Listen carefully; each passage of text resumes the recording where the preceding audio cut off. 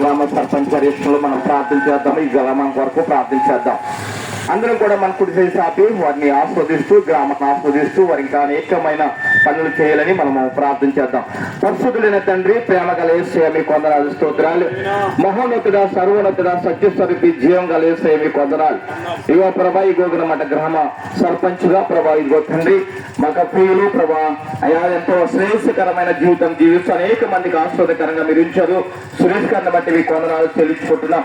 వారు ఎన్నో గ్రామం పట్ల ఎంతో ప్రభా ప్రణాళిక కలిగి ఇన్ని సంవత్సరాలు ప్రభు వారి ఆలోచనలు నడిపించారు. ఇంకేక ఏమైతే చేయాలనుకున్నారు వారికి మంచి ఆరోగ్యంలో బలము దయచేయమని మా గ్రామ ప్రభు పెద్దల కొరకు ప్రార్థిస్తామయ్యా. మీ వాక్యము తిమోతి రాసిన పత్రిక 1వ అధ్యాయం 2వ వచనంలో చదివిస్తున్నారు. నాయన రాజుల కొరకు, అధికారుల కొరకు, పెద్దల కొరకు, గ్రామ పెద్దల కొరకు ప్రార్థించమన్నారు.